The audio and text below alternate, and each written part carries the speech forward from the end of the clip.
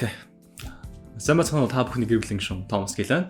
За энэ удаагийн дугаараа юу ярих вэ гэхлээр мэдээж coinтэй холбоотой анхаарал хиймээр байна. Манай зах зээлийг авч явдаг биткойн байдаг. Биткойн ямар 20% уналт хийжлээ. Хамгийн том гэж явдаг хамгийн их мөнгө татсан гэдэг энэ coin өөрөө 20% уналт хийдэг ийм амар эсэлтэлтэй. Энэ 20% уналтанд дээр маш олон мөнгө алдчихаа. Тэр зөвхөн futures trade хийсэн бол.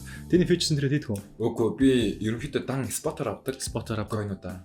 Тийм учраас урт хугацаанд бол биткойн өсч магадгүй гэдэг итгэл найдвар байгаад шүү дээ. Тийм байна. Тийм итгэл найдвартай хүмүүс бол магадгүй энэ уналтыг дахиад ашиглаад авч болох юм. Үгүй зүгээр богино хугацаанд мөнгө хийх гэсэн хүмүүс бол энэ уналтаар аюул маш хэмжээний мөнгө алдчихж байгаа. Тэгэхээр энэ зах зээл бол маш эрсдэлтэй. Гэхдээ дотоодын зах зээл дээр эрсдэлгүй койнууд байгаа юм шиг байна. Чи эрсдэлгүй койны талаар ямар мэдээлэлтэй байна вэ? Одоохондоо мэдээж байхгүй. За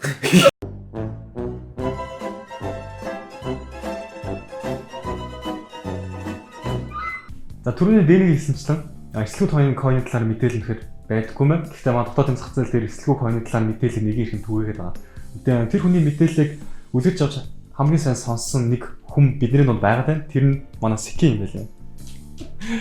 Асарч амаа дэлчээ. Эрсдэлгүй койны талаар мэдээлэл бид нар төрөж мэдэх үү? За эрсдэлгүй койн гэдэг байгаа. Ер нь бол миний бодлоор хамгийн эрсдэлтэй зүйл бол крипто. Тэ хамгийн эрсдэлтэй, хамгийн өндөр хөөцтэй зах зээл. Тэгэхэд суртахуун бол амар. 15 5 минутын бичлэгтэй. Ингээл ханаа юм айтаа зэ. Киноны лагаа ингээл яваал. Эрсдэлгүй хөрөнгө оруулалт хиймээр байна уу? За тэгвэл би чам боломжийн үгүй энэ хэлцээ. Тэгээд таврын гаргаж байгаа coin бол за ингээд тэр тоотой дугаараар яцсан байгаа те. Coin-ын энэ бол тийм. Тэгээд одоо би нэгсэн дээр гайхаад 91 мөнгө гаргаж байгаа байхгүй. Тэрнээс доош ханш унах ямар ч боломж эдийн засгийн үнц байхгүй байхгүй. Тийм ер нь байд юм эдийн засгийн одоо ухаанд юм тийм байд юм. Би сайн мэдэхгүй байна. Тэгээд дээрэс нь эрсдэлгүй coin байх эдийн засгийн үндэслэл байгаа гэсэн би бас мэдэхгүй байна. Тийм тэр гайхамшигтай. Тэгээд тэр хүний coin-аас зах зээлээс нэлээд тэр хүн босгоо татаад байгаа. Тэр хүмүүстэй сандж хэлгээд бүх юм эрсдэлтэй, үнэгүй зүйл бол тэ чулууны аханд байгаа. Тэгэхээр мөн өөрийнхөө дааж чадах хэвчлэр ороорой. Бас энэ хит их зах зээл ийм шуурхтай байгаа үед одоо хитрхи ийм рүү гинт баячин те хурдан мөнгөтэй болно гэдэг сэтгэхэд орж болохгүй шүү сануулмаар. За манай зүгээс бол ерөөдөө Монгол койнуудыг хейт хийхгүй хайр гэдэг ба зүгээр аврал амрагтай хүрч байгаа гэдэг та бүхэн ойлгоорой. Тэрнээс гадна эрсдэлгүй койноос гадна бүр амар өндөр хөөцтэй басны койн байгаа юм шүү те. Бас сурталчилгаан ингээд захим сошиалаар ингээд зүгээр ньюс фидээ ингэж хахад орж ирэн зэ. Нааша анхаар гэж орж ирнэ. За окей анхаарангууд сайт хөргөөгөөд 60 тэрбумтай болмоор байна уу? Гэт асууч байна.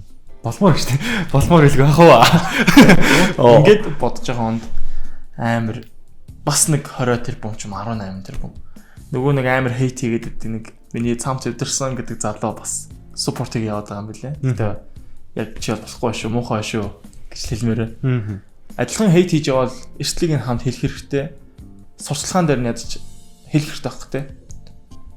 Сайт руу 60 тэрбумтай болмоор нэг хөшөө хэлж болохгүй те. Эн чинь бол арай дэндүү хүнийг бас фом оруулж байгаа те. Фомо гэдгээс уран тайлбар хэлсэн ба. За иймэрхүү Монгол эвгүй койнод гарч ирж байна. Тэгээ биткойн маань унж байна. Халуухан ах садар болж байна.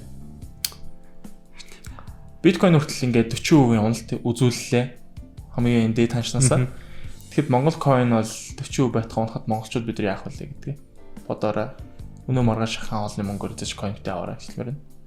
Эрсдлийн менежмент гэдэг зүйл хамгийн чухал байгаа шүү гэж хэлдэг та. За мэдээлэл дүнгийн мэдээлэл өгдөг юм байна шүү. Ингээд манай энэ удаагийн дугаарыг хүлээж үзсэн та бүхэндээ баярлалаа. Баяртай. Like, subscribe дараарай.